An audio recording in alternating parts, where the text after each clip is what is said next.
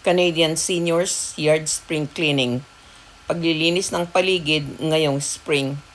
Papakita namin sa inyo kung papaano magtrabaho ang mga matatanda sa paglilinis ng aming kapaligiran dito sa Canada. Lalo nang matatanda na kami na mga malapit na akong mag-80, ang asawa ko ay mag-81 na. Sarili namin ang pagtatrabaho dahil wala kaming mga katulong dito. Kahit na mahina na ang tuhod namin at ang mga likod ay masasakit na, ang mga tuhod ay kailangan na linisin namin ang mga dahon na inilipad noong fall. Wala kaming mga halaman or mga tree, mga punong kahoy sa likod namin na sarili namin, kundi galing sa kapitbahay namin na nasa likuran ng aming bahay. Kaya wala kaming choice kundi linisin yon. Hindi namin nalinis nung tuyo pa, nung fall. Pero ngayong spring na, kahit basa pa, ay kailangan na naming alisin. Okay. Our lot is not flat. Patagilid ang aming lupa papunta sa drain para hindi babaha. At tapos ay nilagyan namin ng bato sa kapaligiran ng grass para hindi masyadong maraming grass at saka kailangang dumaloy ang tubig papunta sa drain, kaya tagilid ang lupa namin.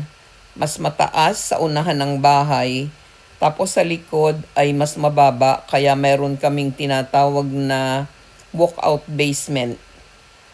Meron kaming pintuan sa basement namin na diretso sa maliit naming backyard. Medyo mahirap maglinis ng mga dahon na pumasok na sa loob ng mga rocks dahil kailangan halungkatin ko pa yung rocks, alisin ko yung mga tuyong dahon para magmukhang malinis naman yung mga rocks, yung mga bato na maliliit. Kaya iniisa-isa ko para akong naghihinguto ng mga bato para alisin yung mga tuyo na dahon ng maple tree. Kaya medyo mahirap. Iniisip ko na siguro aalisin ko na yung grass dahil hindi naman tumutubo. Dahil ang araw dito sa likod ay kaunting-kaunti lang. Tapos na lalagyan pa ng anino nung takip ng aming ano bang tawag dito, patio. At saka ng bakod kasi ang bakod namin sa likod ay 8 feet. Tapos mayroon pa akong shed kaya maraming lilim na nakakatakip ng araw para sumilay sa mga halaman. Walastik ka, nakakatagalog ako ngayon. Sige, papracticing ko Tagalog ko kasi hindi naman ako nagtatrabaho. Okay, ang asawa ko ay bumabang nauna sa akin dahil nga sobra na ang dami ng aming ano bang tawag dito, mga tuyong damo sa likod bahay. Okay, I will continue. Itong mga video na walang talkies ay galing lamang sa aming security camera, kaya tinalagyan ko ng narration. So, ang asawa ko ay kumuha na ng mga, how do you call that one, paper bags para ilagay yung mga tuyong dahon. Tapos ilalagay namin sa harapan ng bahay sa araw ng aming, yung basura day namin sa Martes pa. Kaya iniisa-isa namin. Actually, makikita nyo doon sa inirecord kong video later on, mga 2:00. Ito kasi 12:39 pa lang ng hapon, ng tanghalian. Kaya 2 hours later ay nag-record na ako kasi nga ito ay kinukuha ko lang sa aming security camera, ay dinownload ko lang. Pero it's nice. So at least mayroon akong record kung ano yung ginagawa niya sa likod. Okay. Hindi na nakakayuko ang aking asawa para magpulot ng mga damo. Kaya mayroon siyang gadget na matagal na namin ito na medyo nga nasisira na, medyo may kalawang na. Ayaw niyang itapon kasi nga ginagamit niya na ganyan. Yan ang pinamumulot niya ng kahit na tuyong grass. Tapos saka namin inilalagay dyan sa sa recyclable. Kaya ayan, dumating na ako at kinuha ko na yung aking binili sa online na pangwalis. Ayun, medyo nahihirapan ako kasi hindi pa ako sanay. That's our first time to use this one. But anyway, once we learned how to use I think it helped us a lot because yun nga, hindi na namin pinupulot, hindi kami yumuyuko. Pero later on, I will be using a claw, the plastic claw, para kuhanin ang damo or what do you call this one, the dried leaves. Kasi itong mga leaves na ito hindi dry pa kasi nga umulan na ng spring kaya medyo basa-basa. Kaya hindi namin kinakamay. Ayun yung claw na sinasabi ko, yung kulay green. Kaya ako ang himuyo ko kasi hindi nga kaya ng asawa ko. Okay, I will be talking late as I continue. I will be describing what we're doing.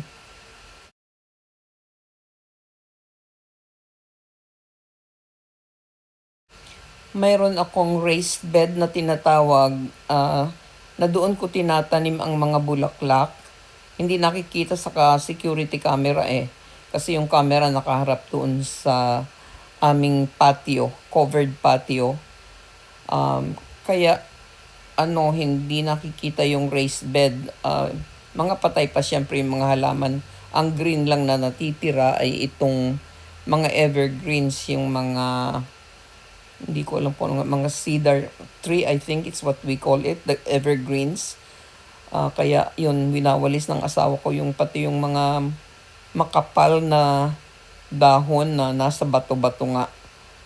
Later on ako ang uupo dyan sa bato na yan pag pag medyo mainit na kasi basa pa nga at saka medyo maginaw pa. So gagawin ko yan later on pag nakakapagtanim na ako ng mga halaman. Tapos hindi lang ito sa backyard, syempre meron pa kaming front yard. It's a good exercise for both of us. So we will continue doing it while we still can. Just like we will continue to kneel in receiving the host or the body of Christ while we can still kneel. Yun ang aking analogy dito sa pagtatrabaho namin. Habang nakakapagwalis pa kami, ako nakakaluhod-luhod pa sa pagpipick up ng mga dumi or lahat ng kailangan na pick upin, kailangan linisin. Gagawin namin habang magagawa namin. Dahil yun, kailangan mag-exercise din kami para hindi naman kami madatay sa bed. Kahit masakit ang mga likod, kailangan talagang tumayo at gawin naming exercise ito. At least mayroon kaming dahilan para bumangon at saka para maglinis. Hindi lang ang pagsimba namin ang aming dahilan ng pagbangon sa umaga, although ang bangon namin ay tanghali na talaga. So, iyan ang aming routine. Sana naman sipagin ako kasi isa pang medyo ako uukol lang panahon is paggawa nitong mga video ko sa aking channel sa YouTube. Kaya sana naman tangkilikin ninyo ang aking channel. Wow, tangkilikin ha. Tagalog yun. At saka sa English subscribe, like, i-share naman ninyo pati para meron maikalat naman yung aking talagang theme ng aking channel ay para magkalat ng mga novena at mga prayers para sa lahat. Kasi kailangan nating lahat na magdasal, lalo sa panahon natin ngayon na maraming nangyayari. Yung mga giyera, mga wars sa Middle East, ipagdasal natin yon araw-araw. Okay, I will continue describing what we're doing as the footage goes on.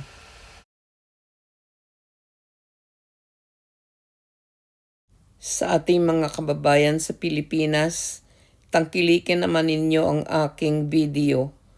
Paki-like, subscribe, and share. Salamat po.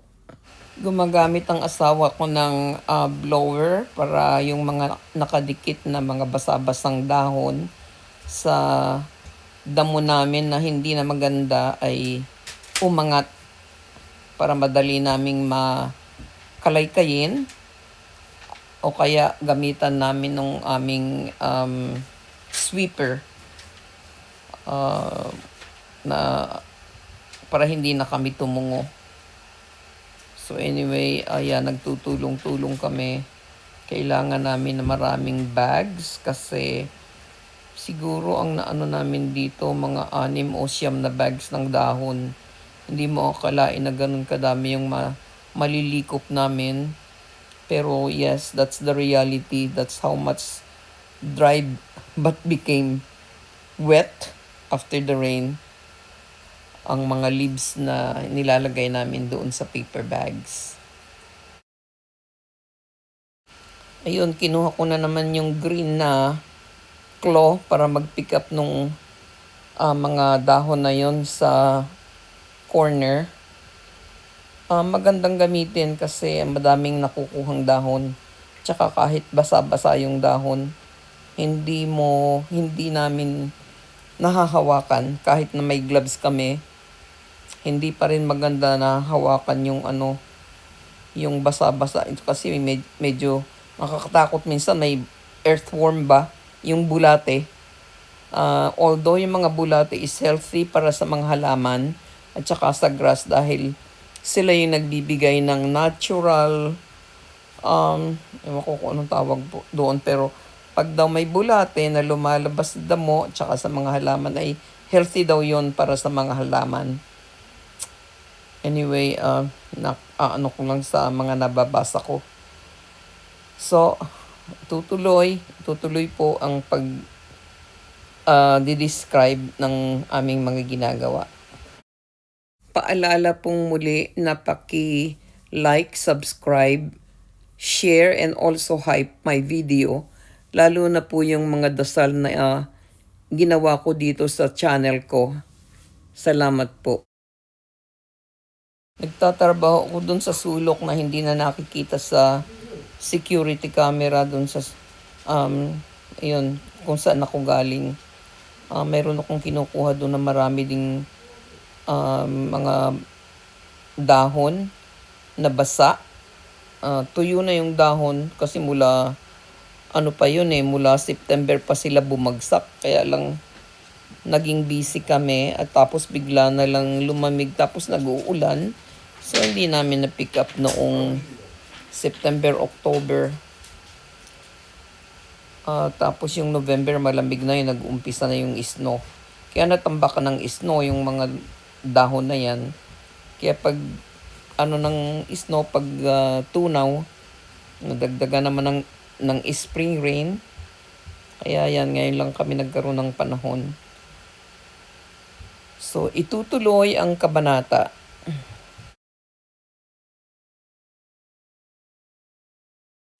May nakita akong tumutubong weeds dyan sa sulok na yan sa ilalim ng mga bato. Kaya hinukay ko. Syempre hindi na ako makaupo masyado. Kaya ayan, nakaluhod na ako. Madami doong maraming dumi-dumi. So ayun, kinakamay ko tapos nilalagay ko dito sa bag. Tapos yung tumutubo na mga weeds, kailangan kong hukayin, alisin ko yung bato, inaalis ko yung bato, tapos hinuhukay ko dun sa ilalim ng cloth na para hindi tumubo ang weeds. Kaya lang pag medyo natagalan yung weeds at hindi ko nakita lumulusot pa rin doon sa cloth. Yung tinapon ng asawa ko na dried potted plants nung pang summer, hindi rin namin na tapon. Kaya ayan, ngayon pa lang namin itatapon. Yan, tuloy-tuloy ang kanyang pag-blow ng mga leaves na nandun pa. Hindi natin nakikita sa camera, pero marami pang maliliit na nakadikit sa Kasi lupa at lupa na yung yung nasa damo na yan, hindi na dikit-dikit ang damo kasi napabayaan namin nung summer. So I hope this coming summer and whatever you call it, maalagaan namin yung damo. Kaya patatakpan ko na yung damo, gagawin ko ng artificial grass siguro. Para hindi na kami magputol ng lawn mower ng damo dito sa likod, sa harapan na lang. Naku, talagang marami pang gagawin. Ayan, nakaluhod na naman ako dyan sa sulok. Dahil marami diyang ginawa ng kapatid ko yan na parang paso. Pero actually walang paso, binakuran lang niya ng kahoy para makapagtanim ako dyan. So, iniisa-isa ko yan. Naalisin yung mga dumi na nakasingit talaga, singit na singit sa mga nooks and crannies dyan. So I have to be very patient in picking up all those things. It is not easy, but it feels good after because it's a form of exercise. But we have to be very careful of how we do it. We cannot hurt ourselves. Yung susunod na frame nitong video, umakyat pala ako sa taas at kumuha na ako ng telepono. So, yung after this, yun ang aking live recording, ang aking isusunod dito. Didikit ko dito sa camera footage. All of the leaves from that tree dumped into our backyard, not even our tree. So, we have about 6 bags already that we have collected. And now my husband is trying to blow all the leaves which are in these rocks. Imagine me trying to gather all these leaves in between these rocks. Anyway, that's what we have to do. And unfortunately, because we are both elderly, we cannot get under those things in the nooks and crannies. And look at how much bags we have already collected. And that's our spring cleaning started. So there we go. It is very difficult for senior citizens to do the yard, especially when the leaves are wet. So I bought this from Bibor to sweep all the leaves. It helps a bit, but when the leaves are wet, it's also difficult. At least it's helping us not to be bending at all times. This one I have to gather by hand or by the, I don't know what do you call this claw, but that's what I use. I do not have a tripod, so I'm just filming it by hand. I didn't know I was going to film anything because prayers and novenas are the topic or the main thing of my channel, but I thought we're already doing this, so we might as well record it. Okay, we'll continue it later. We'll probably go to the front as well. This is the backyard.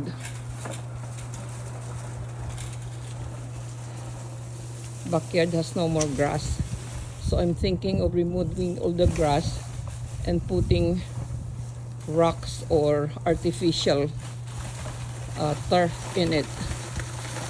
See,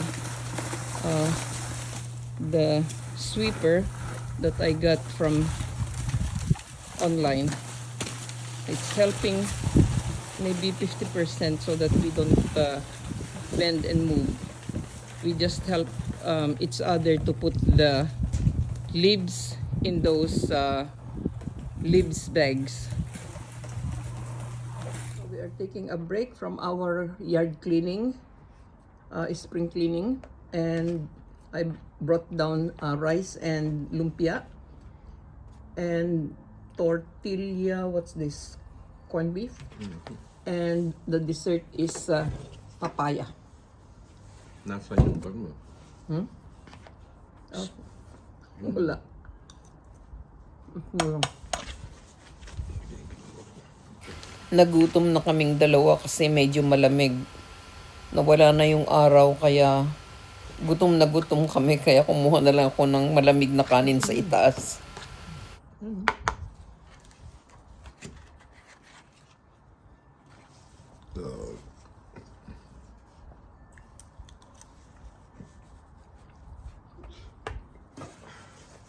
It's getting cold. Nakikita niyo yung bakod namin. 8 feet yan.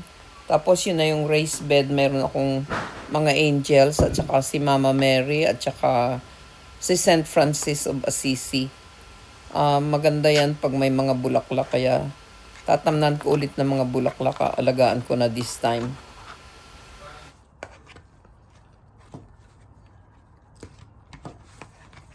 Kikita niyo mamaya yung papaya, napakasarap matamis. Binili namin sa Costco. Tamang-tama ang pagkahinog. Naubusan kami ng ulam kaya inulam namin yung papaya sa natitirang kanin. Sarap na sarap ang pagkain namin sa lamig ng panahon.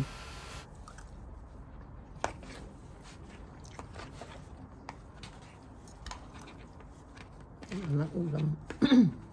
May lechon pa doon. Ayan.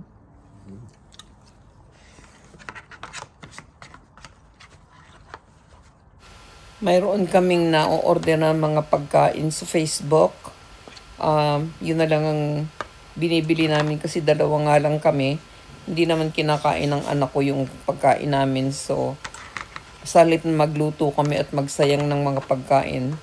Dahil pag nagluto yung asawa ko, maraming natatapon dahil ang dami niyang magluto. Magkano yung lumpia ni Jessie? 40? Oops! Ang dumi yan. So this is the papaya. I dropped one.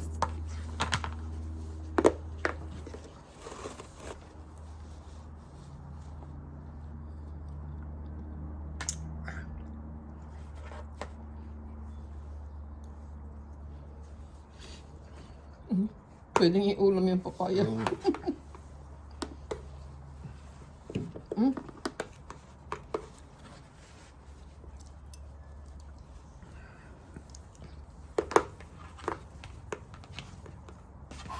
Walang dialogue kasi busy sa pagkain. Nadidinig yung tahol ng aso sa baba. May natira pa kaming kanin so we're making papaya as the ulam.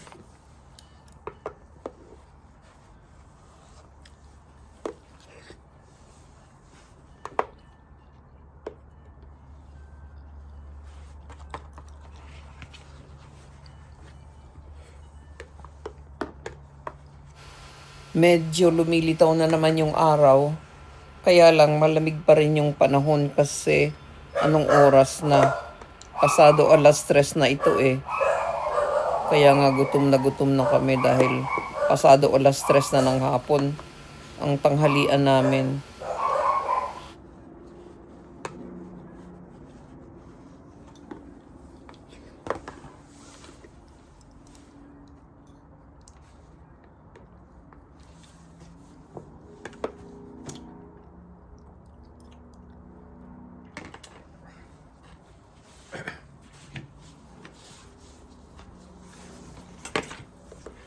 Ayun na.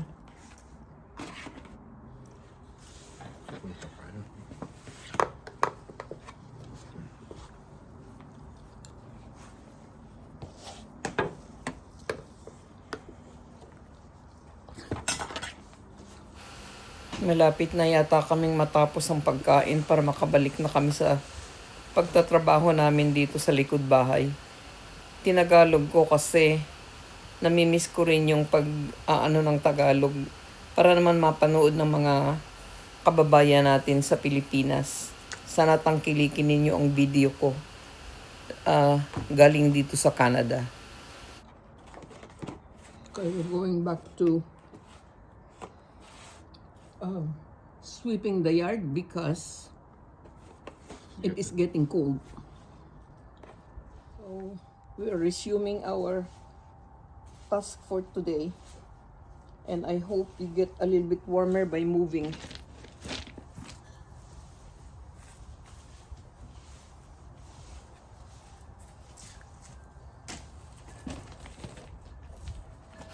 Ayan ang sinasabi ko sa inyong raised bed.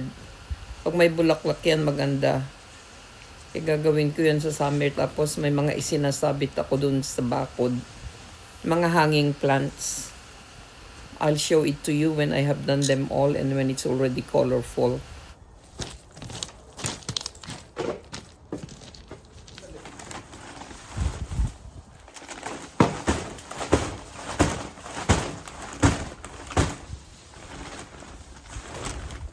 Iniipon na ni June yung mga dried leaves sa corner. Tapos pipick upin ko na nung green claw. Ito ngayon yung paggamit ng claw, close up. Nakikita nyo kung paano ko dadamputin ang damo na nalikop na ng asawa ko. He had put them together in one pile. Kaya ako naman ang maglalagay doon sa bag. Marami pa oh. Nakita nyo yung mga damo na nakaano sa bato. Dapat yung bato na yan puting-puti. Yes, come in. Kumakatok yung apo kong maliit. Kasi andito kami sa bahay ng anak ko sa Whitby. Wala kami sa Niagara Falls. Kaya dito ako nag-i-edit ng aking video. Kasi wala kami sa bahay namin. Bukas pa kami uuwi.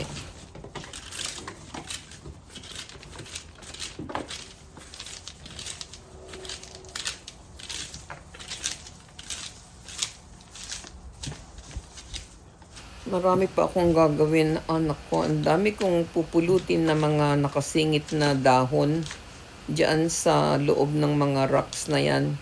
Papuputuin ko uli. Tapos nakita nyo wala na kaming grass diyan sa lupa. Kaya talagang I think na-decide ko na nalalagyan ko na lang ng tarf. Bibili siguro kami ng tarf. Hindi ko lang alam kung sinong magi-install dahil wala akong kakilalang magi-install. Busy naman yung aking kapatid na mas bata sa akin na very handy. Okay, see you later.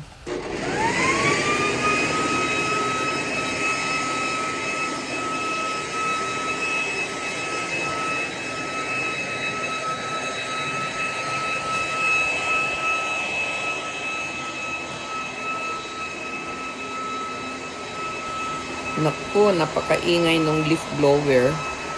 Wala naman tayong magagawa dahil nakakatulong sa amin para paliparin yung mga dahon na nakasingit dyan sa loob ng mga bato. Sinisimot ko rin isa-isa. Marami pa yan. Nasa ibabaw pa lang yung nasisimot ko. Kaya sa spring, when the sunshine is continuous, babalikan ko yan ulit. Okay, continuing my editing, nilalagyan ko ng narration para hindi nakakainip panoorin.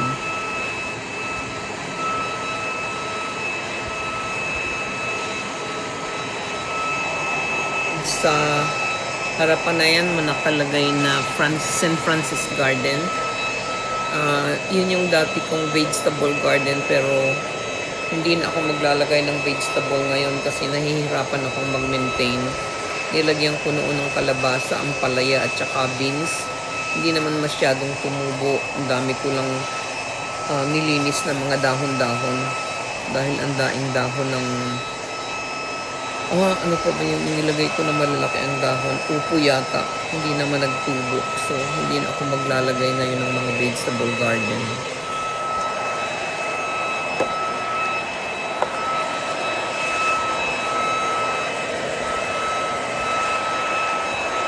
Ayan, nakita niyo ang close-up kung paano ko inaalis yung mga dahon sa ilalim ng bato. Ibabaw pa lang yung nakukuha ko. At saka basa-basa pa kasi. Nadurog na yung mga dahon kaya mas mahirap. But dahil nga umiitim yung mga bato dahil sa mga dumi, kailangan kong kuhanin lahat yan. I may have to remove the rocks altogether hanggang makuha ko yung ilalim ng yung cloth with barrier, at siguro huhugasan ko o papalitan ko yung with barrier bago ko ilagay ulit yung bato.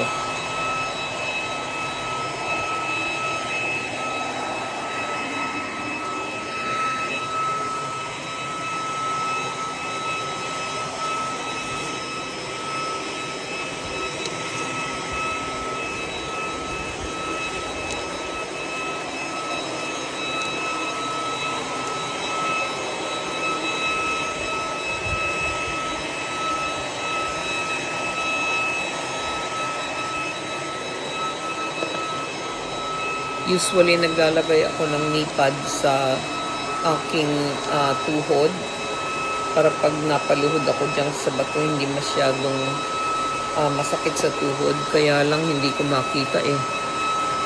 Hindi ko alam kung nasa garahe o nandito sa shed. I was looking for it pero hindi ko makita. Next time ko na lang kukuhanin. Siguro pag mainit na, tapos yun. Usually nakasalampak ako o kaya nakaluhod. So I have to find all my gadgets to help me be a little bit comfortable.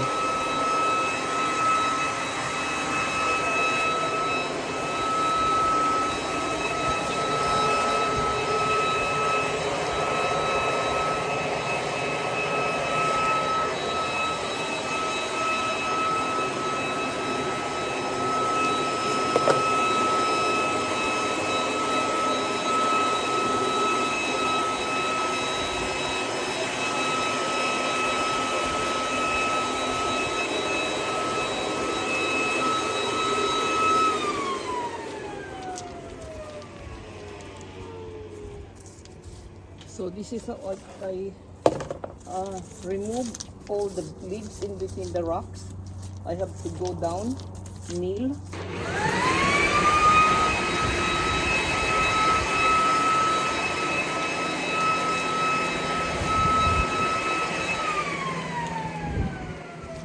I have to go down on my knees and pick it up.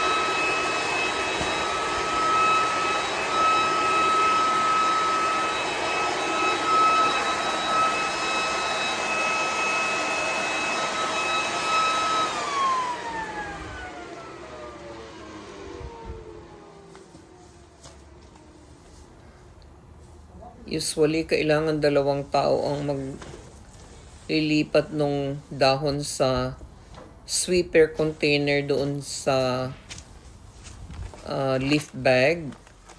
Kasi baka masira yung leaf bag.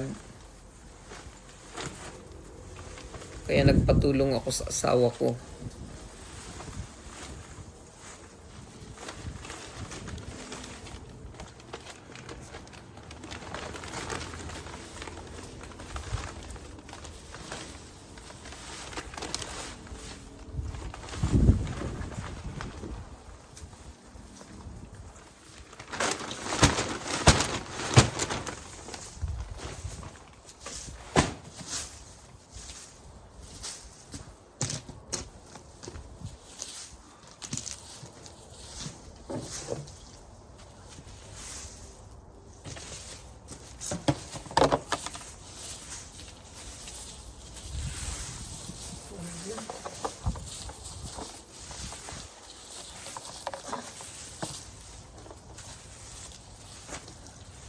My fingers are numb. I guess we have to go inside.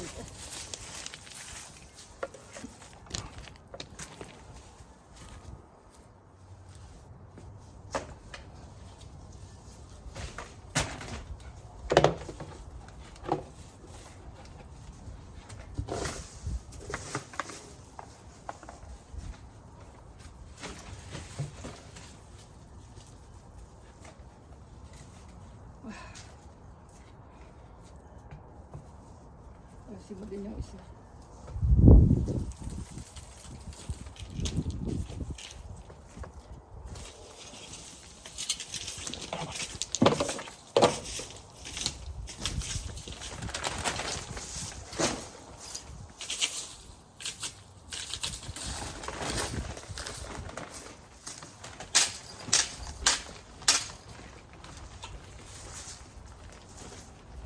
Kailangan ilagay namin sa may bubong yung mga bag kasi ano lang yan, makapal na papel.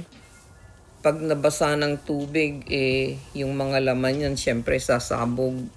Doble trabaho. Kaya kailangan naming ilagay sa may bubong doon sa ilalim ng aming shed.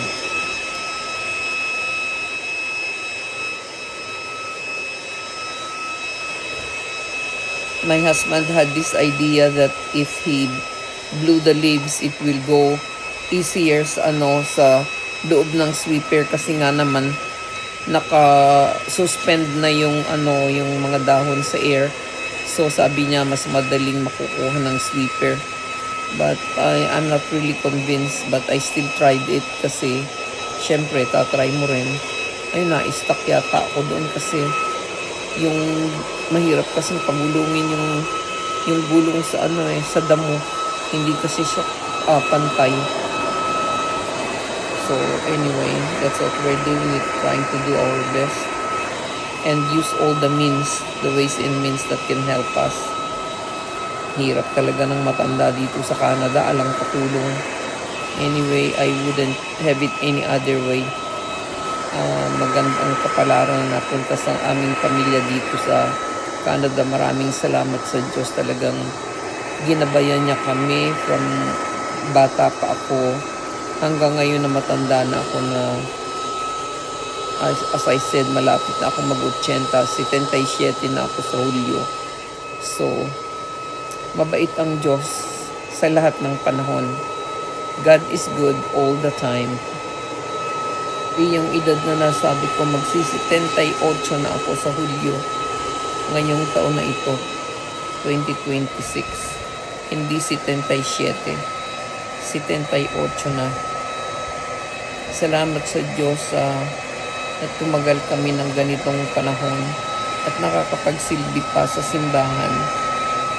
And sana bigyan pa tayong lahat ng magandang kalusugan at patnubayan tayo sa ating araw-araw na pamumuhay at bigyan pa tayo ng pag-iisip na maayos at malakas na katawan.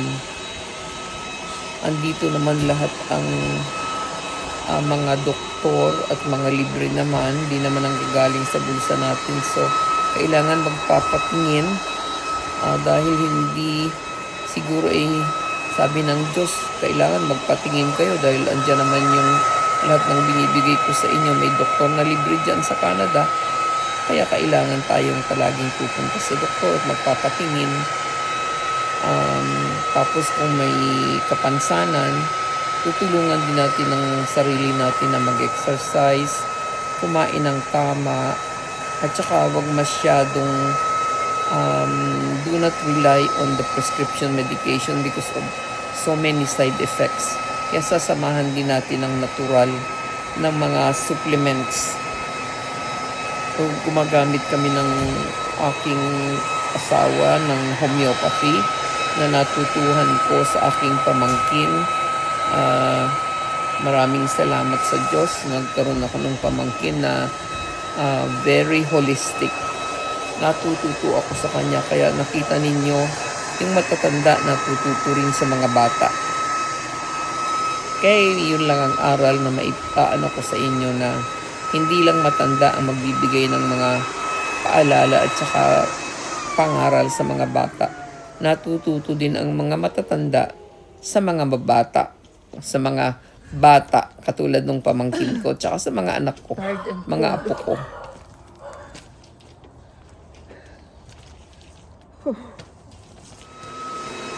Imagine itong frame na ito or footage ng video ko ay kinuha ng alas 3:44 ng hapon. Nag-umpisa kami, before alas 12 ng tanghali. So that means alas 12 hanggang almost alas 4, mag-aalas 5 na yata o pasado alas 5 na kami nakatapos. So that's how long we were doing our yard. Kasi ngayon lang kasi nagkaroon ng araw, kahit na malamig ang panahon, pinipilit naming matapos yung pinakamaraming, makuha namin yung pinakamaraming dahon hanggat maaari. Ayan binublo ng asawa ko yung galing sa bato. Makikita nyo nagiging puti yung bato pagkaalis ng maiitim na dahon. Kasi yung dahon, malalaki yan dati, dahon ng maple leaf, nadurog na gawa ng snow at saka ng ulan. So mas mahirap alisin ngayon. Dapat inaalis yan pagkalaglag ng mga September, October pa lang. Kaso nga, tsaka palaging nagkasakit kami noon. So lalo yung asawa ko nagkaroon ng shingles at saka sciatica, kaya hindi kami nakapagtrabaho ng maayos.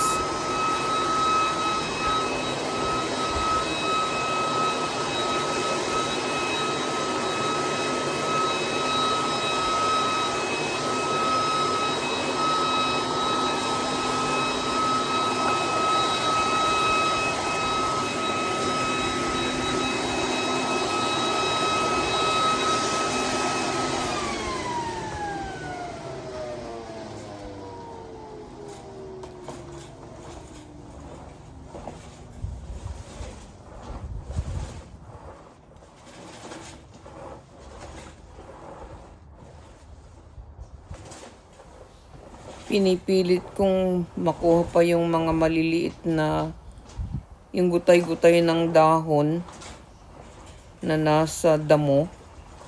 Nakukuha ng sweeper kaya lang medyo maganit. Pinipilit kong makuha lahat kasi mahirap i-rake dahil nga durog na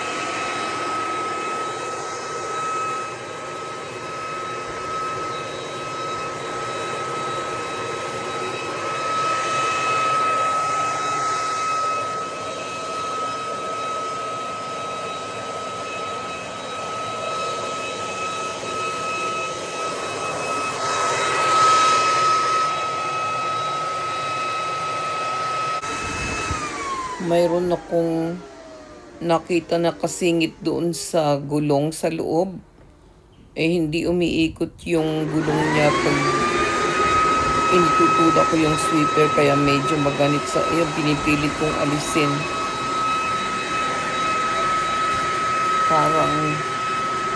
Parang mahabang damo. Ewan ko kung saan galing yun. So ayun, hirap na hirap akong alisin. Naalis ko din eventually, pero pag ilalapit ko siguro yung telepono para ma-close up ko. I think I showed it close up on the phone. I'll check the footage later. So this is how it looks like now. It's a little bit cleaner. There's no more leaves that are wet on the ground. But that's what it did to our ground too. And also that was ruined by my granddaughter's pool that my son had put on the ground the whole summer. So my yard is ruined. I have to change plan of how to maintain this. We don't like to be mowing the lawn in here because there's usually no sunshine and the grass doesn't really grow. So I have to research on what to do for aesthetics because this is ugly. And I may have to, instead of the vegetable garden, I may switch to just flower seeds to see the difference. And I don't think my hydrangea will be coming back. I may have to buy new ones. They used to grow really nice with lots of nice flowers. But last summer, we were busy with doctor's appointment and everything. So we were not able to maintain it. So this year, I will try with God's grace and mercy to give us strength and health. I'll try to do this again. In Jesus' name I pray. Amen.